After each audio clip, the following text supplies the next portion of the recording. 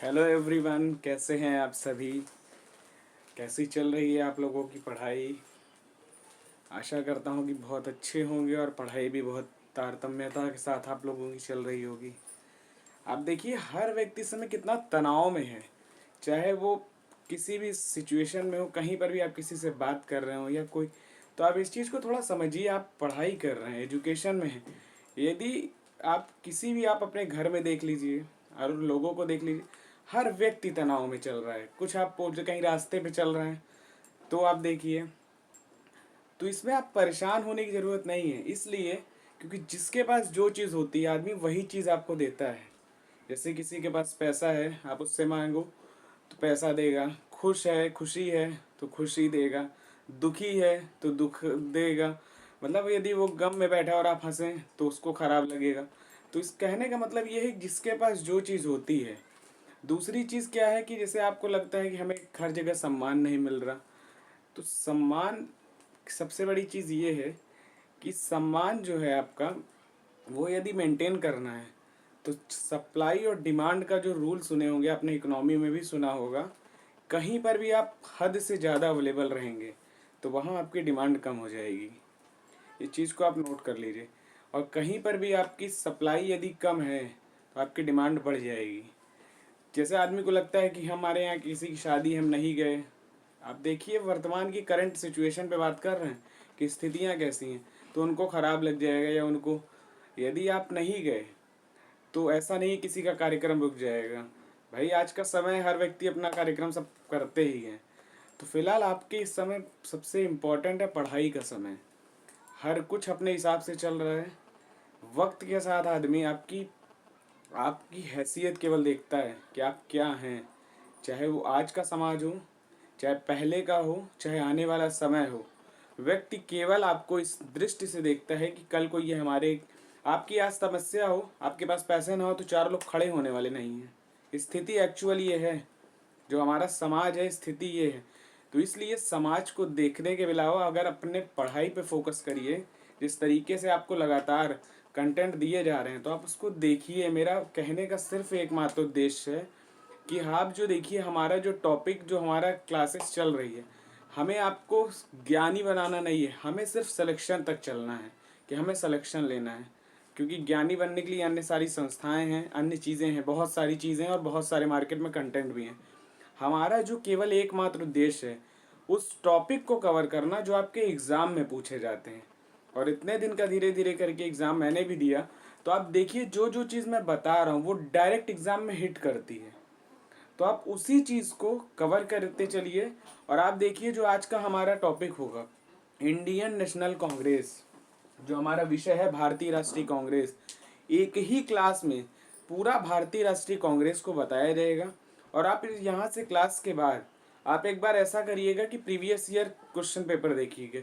ठीक, जहाँ पर भी हिस्ट्री आ रही है वहाँ पे क्या ये टॉपिक्स पूछ रहा है कि नहीं, और पूछ रहा है तभी हम इसको लेके आए हैं, इस विषय को।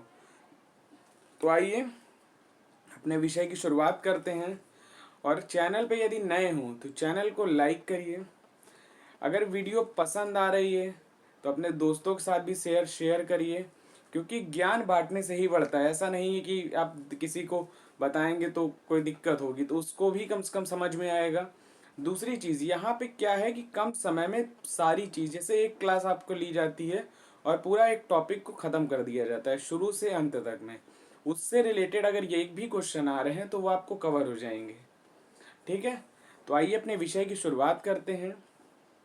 सबसे पहले हम जानने का प्रयास करेंगे भारतीय राष्ट्रीय कांग्रेस की जरूरत जो आई, वो जो है लाल डफरिन, उसके दिमाग की उपज कही जाती है। और जो अंग्रेजों का उद्देश्य था, ऐसा नहीं था कि बाकी भारतीयों को एक मंच के तौर पे दे देना कि इंडियन राष्ट्रीय कांग्रेस, भारतीय राष्ट्रीय कांग्रेस को कि अपनी संस्था बना लें और हमें ही दिक्कत करें। इन्होंने क्या किया, जब आप इनका शुरू से अगर इतिहास उठा के देखिए, इनका जो एकमात्र उद्देश्य था भारत में शासन करने के उद्देश्य था। कभी कभी ये कहते भी हैं कि हम बेखबरी के दौर में जीते, लेकिन ऐसा कुछ नहीं था। इन्होंने पूरी सोची समझी साजिश के तहत यहाँ पे कार्य किया। और इन्होंने, आप देखिए, चाहे वो आंग्ल कर्नाटक युद्ध हो, आंग्ल मराठा युद्ध हो, आंग्ल अफगान युद्ध हो, या तमाम जितने हैं, चाहे वो प्लासी का हो युद्ध हो, बक्सर का युद्ध हो, किसी भी युद्ध में इन्होंने अंततः ये प्रयास किया, जहां पे ये हारने लगते थे वहां तुरंत संधि कर लेते थे। फिर दोबारा जैसे आपने देखा होगा, जो टीपू सुल्तान और हैदर अली के बीच युद्ध हुआ था, आंग्ल मैसूर युद्ध, जो टीपू और हैदर अली के साथ इन्होंने लड़ा था मैसूर में, आंग्ल मैसूर युद्ध हो, मतलब इनका स्थिति ये थी कि जहां हारते थे वहीं तुरंत संधि करते थे, और जहां जीतते थे फिर वहां मार के अपना कब्जा वब्जा कर लेते थे। तो इनकी ये रणनीति थी। ये यहाँ शासन करने लगे, वो धीरे धीरे ये इतना ज्यादा तरीके से प्रभावित लोगों को करने लगे, जैसे महिलाएं हैं तो उनके साथ अत्याचार, शोषण, किसानों के साथ शोषण, जनजातियों के साथ शोषण, तमाम चीजें इन्होंने इस तरीके से शुरू कर दी। उसके साथ ही जब 1857 का विद्रोह हुआ, वो भी कोई एक दिन की कारण नहीं था, वो उसके पीछे की भी इतिहास बहुत लंबा है। इन्होंने इतना ज्यादा शोषण कर दिया था, चाहे वो सैनिक विद्रोह को लेके हो, धार्मिक विद्रोह, लोगों के आंतरिक मामले में हस्तक्षेप को लेके हो, तो इन लोगों ने इतना ज्यादा समस्या क्रिएट कर दिया। तो उसी का परिणाम था 1857 का विद्रोह। हर वर्ग प्रभावित था। और जब 1857 का विद्रोह हुआ तो इन लोगों को एक ना एक चीज समझ में आने लगी थी कि अब हम आप बहुत दिन तक भारत में टिक नहीं पाएंगे। और 1857 युद्ध की विफलता इसलिए हो गई थी कि वो एक साथ युद्ध नहीं हुआ, विद्रोह नहीं हुआ था। जो 1857 का विद्रोह था वो एक साथ नहीं था, यही उसकी सबसे बड़ी समस्या थी। और भी अन्य समस्याएं थी, तो जब हम उस टॉपिक पे बात करेंगे तब उसको लेके चलेंगे। फिलहाल जो ये भारतीय राष्ट्रीय कांग्रेस थी, जब इनको लगने लगा कि अब दिक्कत बढ़ सकती है, लोग भारतीयों में असंतोष बढ़ रहा है, तीनों ने एक सेफ्टी वॉल, जिसको लाला लाजपत राय ने सेफ्टी वॉल का सिद्धांत कहा था, जो भारतीय राष्ट्रीय कांग्रेस थी, इन्होंने कहा कि ये एक सेफ्टी वॉल का सिद्धांत है। मतलब अंग्रेजों को ये था कि असंतोष भड़केगा तो हम पूरा मामला कि हम इनके लिए संस्था बनाए थे और पूरा भारतीय राष्ट्रीय कांग्रेस के ऊपर मढ़ देंगे। लेकिन जब ये संस्था बनी तो धीरे धीरे इस संस्था में, आपको पता होगा, भारत में शिक्षित वर्ग और इंटेलेक्चुअल लोगों की कमी नहीं है। हमारा प्राचीन से ही आप देखिए, चाहे वो महात्मा बुद्ध जैसी जन्मस्थली भारत में, या गौतम बुद्ध हैं, महावीर स्वामी हैं, महात्मा गांधी जैसे लोग, सुभाष चंद्र बोस जैसे लोग भारत की इस धरती पर जिन्होंने जन्म लिया, और तमाम ऐसे महापुरुषों की धरती है भारत, जिन्होंने जब एक मंच मिला तो ये सभी जो शिक्षित वर्ग थे या सभी लोगों ने मिलके इस मंच के माध्यम से भारत में अपनी हिस्सेदारी, सरकार के प्रति हिस्सेदारी, साथ ही सरकार में हिस्सेदारी के साथ साथ जनता की जो जनता के शिक्षा को बढ़ावा देना, लोगों में शिक्षा का प्रसार हो, साथ ही साथ भारतीयों को उचित एवं शिक्षा प्रदान करना। साथ ही इन्होंने, इनका उद्देश्य क्या था कि औपनिवेशिक जो विचारधारा थी उसको खत्म करना, राष्ट्रवाद का उदय करना और लोगों में जागरूकता प्रसार करना कि अंग्रेज हमारे हित के लिए नहीं है। तो इस परिप्रेक्ष्य से इस संस्था तो आई थी, इनकी उपज ही थी, लेकिन जब ये आई तो इसने बहुत वर्क किया। लेकिन एक चीज और जानने की बात है, दूसरा पहलू ये है कि भारतीय राष्ट्रीय कांग्रेस एकमात्र नहीं थी जो कि आज़ादी में योगदान दी। इसके पूर्व भी बहुत सारी संस्थाएं थीं, चाहे वो बंग प्रकाशक सभा हो, चाहे लैंड होल्डर सोसाइटी हो, ब्रिटिश इंडिया एसोसिएशन हो, तमाम संस्थाएं थीं। एक दिन उसकी भी क्लास लेंगे जिसमें पूरी इसके भारतीय राष्ट्रीय कांग्रेस के पूर्व की संस्थाएं जिसमें है वो सबको चर्चा करेंगे। फिलहाल चलिए, तो देखिए उनका उद्देश्य ये था, ठीक, कि लोगों में शिक्षा का प्रचार प्रसार हो, जागरूकता हो, सरकार में हमारी हिस्सेदारी हो, शिक्षित वर्गों की हिस्सेदारी ज़्यादा से ज़्यादा बढ़े ताकि हम भारतीयों के हित के लिए कार्य कर सकें। साथ ही जो उग्रवादी विचारधारा उसको कम करना, राष्ट्रवाद का प्रसार करना, समाचार पत्रों का प्रचार प्रसार करना, उससे लोगों में जागरूकता हो। तो ये सारी चीज़ें थी। तो आइए अब शुरू करते हैं कि इन्होंने, इसके उद्देश्य आपने देखे क्यों आ रही थी। ठीक, इसकी जो संस्थापक माने जाते हैं एओ ह्यूम, एलन ऑक्टेवियन ह्यूम इनको कहा जाता है, जो इसके संस्थापक थे। वर्ष 1885 में ये स्थापना हुई। उस समय वायसराय जो था, हमारे वायसराय कौन था, तो लॉर्ड डफरिन जो थे वो वायसराय थे। बात करें अगर पहली बार ये शुरू कहाँ से हुई, तो 28 दिसंबर 1885 को बॉम्बे में डब्ल्यू.सी. बनर्जी, व्योमेश चंद्र बनर्जी के द्वारा इसको शुरू किया गया। और पहली बार जो गोकुल दास तेजपाल संस्कृत विद्यालय जो बॉम्बे में है, वहां पे 72 प्रतिनिधि शामिल हुए थे पहली बार, ठीक है। तो वहां इसको शामिल किया गया, भारत के लोगों में जागरूकता बढ़ाना, शिक्षित वर्गों को प्रचार प्रसार करना कि हम इसके मंच के माध्यम से एक बड़े लेवल पे अंग्रेजों को भारत से निकालने में समर्थ हो सके, ठीक। तो नेक्स्ट जो था 1885 बताया, 1886 सुनिएगा। अब लगातार आपके कांग्रेस के अधिवेशन होंगे और कांग्रेस के अधिवेशन में जो जो इम्पोर्टेंट बात हुई है उनको भी हम एडिशनल फैक्ट के तौर पे लेते हुए चलेंगे, ठीक है। तो आइए शुरू करते हैं। 1886 में कलकत्ता में ये अधिवेशन हुआ था दादा भाई नौरोजी ने। अब आप कभी कभी आपसे पूछता है कि 85 में कौन अधिवेशन की अध्यक्षता की, तो स्टार्टिंग के 2 3 4 नाम याद रखिएगा। सबसे पहले बनर्जी जी याद रखिएगा, तो आपको नाम से याद आएगा। नेक्स्ट है नौरोजी, तीसरे हैं तैयब जी, और लास्ट है जॉर्ज, चौथे हैं जॉर्ज यूलो। स्टार्टिंग का थोड़ा सा ध्यान रखिएगा, पूछ लेता है एग्जाम में। तो 1885 में बंबई में हुई थी, WC बनर्जी जी ने की थी, व्योमेश चंद्र बनर्जी। 1886 में कलकत्ता अधिवेशन हुआ था जिसकी अध्यक्षता दादा भाई नौरोजी ने की थी। जो दादा भाई नौरोजी थे इन्होंने 3 बार अधिवेशन की अध्यक्षता थी, 1886, 1893 और 1906 में। इसमें लगभग 434 सदस्य थे। नेक्स्ट था 1887 जो मद्रास में हुई थी, उसके जो अध्यक्ष थे वो थे बदरुद्दीन तैयब जी। इसमें का नारा क्या था कि कांग्रेसी बनो का नारा इन्होंने दिया। साथ ही ये पहला अधिवेशन था जो तमिल भाषा में दिया गया था। इसमें लगभग 607 प्रतिनिधियों ने भाग भी लिया था। कितने लोगों ने शामिल थे? 607।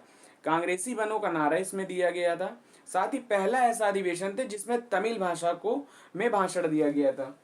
नेक्स्ट था 1887 में जो था ये बदरुद्दीन तैयब जी हो गए। अब 1888 में ये इलाहाबाद में हुआ था जहां पे जॉर्ज यूले पहले अंग्रेजी अध्यक्ष। अब सुनिएगा, WC बनर्जी थे पहले अंग्रेज, दूसरे नहीं WC बनर्जी आए।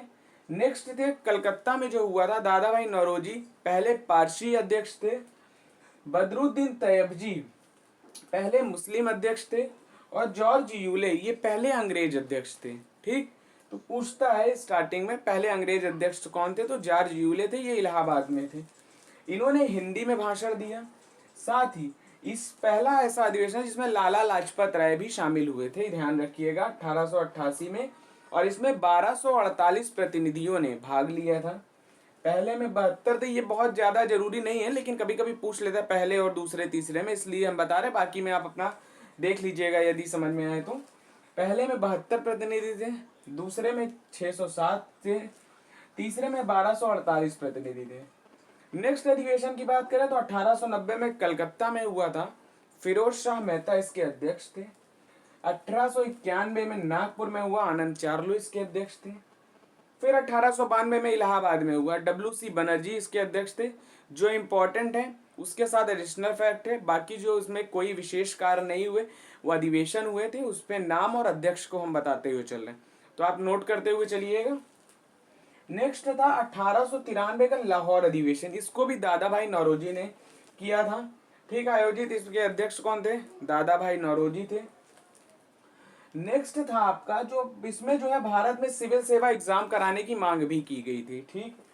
नेक्स्ट था 1895 का पूना में था, ये SN बनर्जी ने इसके अध्यक्ष थे। अगला है 1896 में कलकत्ता में हुआ था, रहमतुल्लाह सयानी इसके अध्यक्ष थे।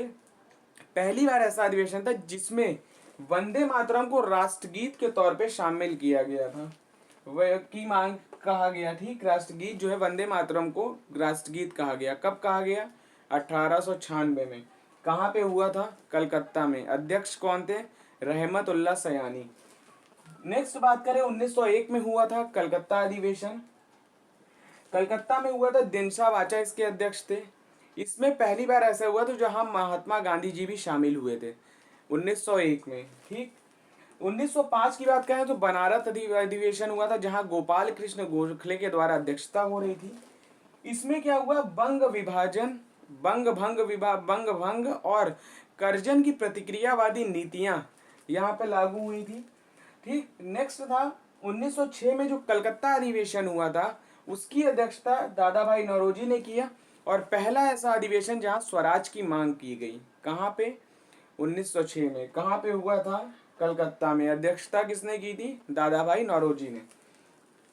नेक्स्ट बात करें 1908 के अधिवेशन की। 1907 के 1906 का मैंने बताया दादा भाई नौरोजी थे। नेक्स्ट है 1907 में सूरत अधिवेशन हुआ। इसकी अध्यक्षता रास बिहारी बोस ने की। इसमें क्या हुआ था, नरम दल और गरम दल दोनों में विभाजन हो गया। ठीक, बहुत सारी समस्याएं थी। नरम दल की विचारधाराएं अलग थी, गरम दल की अलग थी। जो नरम दल थे वो शांतिपूर्ण तरीके से आंदोलन चाहते थे या वो अंग्रेजों के प्रति विश्वास, और जो गरम दल था वो तत्काल प्रतिक्रियावादी था कि तत्काल हमें प्रतिक्रिया मिले जो हम अब चाहते हैं। ठीक, नेक्स्ट था 1908 का मद्रास अधिवेशन। इसकी भी अध्यक्षता रास बिहारी बोस जी ने की थी। नेक्स्ट बात करो 1909 में लाहौर अधिवेशन हुआ। इसकी अध्यक्षता मदन मोहन मालवीय ने की। आपको पता होगा 1909 में ही पृथक निर्वाचक मंडल आया था, याद होगा ना, मार्ले मिंटोस जो एक्ट अधिनियम था 1909 का। इसमें पृथक निर्वाचक मंडल को अस्वीकार कर दिया। भारतीय राष्ट्रीय कांग्रेस ने इसको अस्वीकार किया था।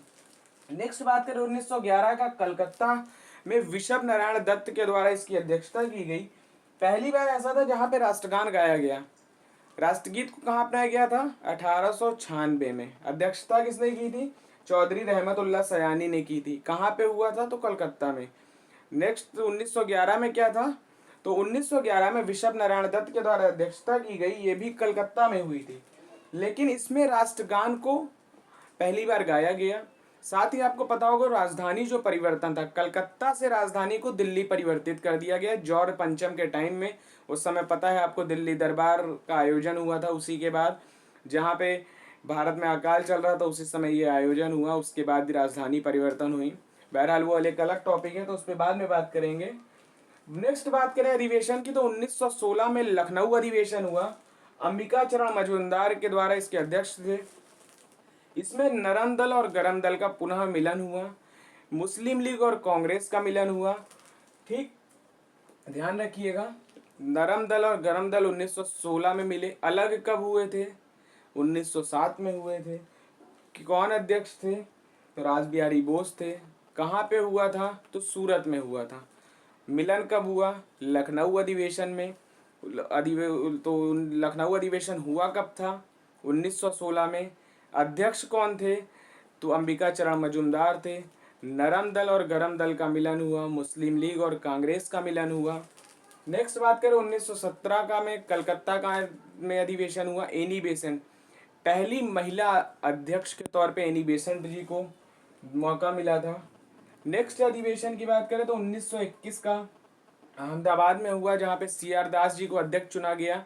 लेकिन ये उस समय जेल में थे, तो अजमल साहब को जो है मोहम्मद पर जेल में थे, तो अफजल खां साहब को इसमें, अजमल खां जो है, हकीम अजमल खां, उनको इसका जो है अध्यक्ष बनाया गया। कौन थे, हकीम अजमल खान। ठीक है, पहले CR दास जी को चुना गया, लेकिन वो तत्काल उस समय में जेल में थे, तो उसकी जगह हकीम अजमल खां जी को अध्यक्ष मिले। नेक्स्ट था 1924 का, सबसे मोस्ट इंपॉर्टेंट अधिवेशन है। पहला एकमात्र अधिवेशन है जो बेलगांव में हुआ। वहां पे महात्मा गांधी जी ने इसकी अध्यक्षता की थी। एकमात्र अधिवेशन है जहां पे गांधी जी ने अध्यक्षता की थी। इसमें क्या हुआ था, कांग्रेस और लीग अलग अलग फिर से हो गए थे, जो कि 16 में एक साथ थे। नेक्स्ट है 1925 में कानपुर में हुआ। इसमें अध्यक्ष सरोजिनी नायडू थी, पहली भारतीय महिला अध्यक्ष। अक्सर पूछता है कि किस अधिवेशन में थी, तो 1925 में। पहली महिला अध्यक्ष कब थी, तो 1917 में थी। कहाँ पे थी, तो कलकत्ता में एनी बेसेंट के द्वारा। 1925 में कहाँ पे हुआ, तो कानपुर में हुआ। पहली भारतीय महिला अध्यक्ष कौन थी, तो सरोजिनी नायडू थी। ठीक, नेक्स्ट यदि बात करें तो 1928 में आपका हुआ था कलकत्ता में मोतीलाल नेहरू जी के द्वारा। 1929 में लाहौर अधिवेशन हुआ था, जवाहरलाल नेहरू। इसमें क्या हुआ, स्वराज का जो प्रस्ताव था उसको स्वीकार कर लिया गया। क्या किया गया 1929 के लाहौर में, स्वराज को जो शब्द था उसको स्वीकार कर लिया गया। तो ये इसकी मांग कब हुई, सबसे पहले 1906 में हुई थी। पता है ना आपको, 1906 में हुई थी, दादा भाई नौरोजी के द्वारा कलकत्ता में जो अधिवेशन हुआ था। मांग स्वीकार कब हुई, तो आपका 1928 में, कल 1929 में लाहौर अधिवेशन में जो जवाहरलाल नेहरू इसकी अध्यक्षता की, वहां प्रस्ताव को स्वीकार कर लिया गया। नेक्स्ट है 1929 में हो गया। 1930 में कोई अधिवेशन नहीं हुआ। 1929 में लाहौर में हुआ, जवाहरलाल नेहरू अध्यक्ष थे। 1930 में कोई अधिवेशन नहीं हुआ था। 1931 में कराची में सरदार वल्लभ भाई पटेल जी के द्वारा अध्यक्षता की गई और जो हमारा मूल अधिकार है, ठीक, उसकी मांग की गई। ठीक, मूल अधिकार जो है हमारे, उसकी मांग की गई। अगला है 1934 में बॉम्बे में हुआ था। इसके अध्यक्ष कौन थे? डॉक्टर राजेंद्र प्रसाद जी, जो हमारे भारत के प्रथम राष्ट्रपति भी थे, तो उनके द्वारा इसकी अध्यक्षता की गई। 1935 में फिर अधिवेशन नहीं हुआ था। उसके बाद आता है 1936, लखनऊ में हुआ था। अध्यक्षता जवाहरलाल नेहरू जी के द्वारा की गई। इसमें कांग्रेस पार्लियामेंट्री बोर्ड के गठन की बात हुई। कब हुई? 1936 में लखनऊ में अध्यक्षता जवाहरलाल नेहरू ने की। ठीक, नेक्स्ट है 1937 में एकमात्र ऐसा अधिवेशन था जो पूछता है कहाँ, गांव में कौन सा हुआ था? तो फैजपुर, ये गांव था, वहां पर भी अध्यक्षता जवाहरलाल नेहरू ने किया था। एकमात्र अधिवेशन है जो गांव में हुआ था, फैजपुर में। नेक्स्ट है 1938 में हरिपुरा अधिवेशन, सुभाष चंद्र बोस जी इसकी अध्यक्षता किए थे। अगला है 1939 में त्रिपुरी में।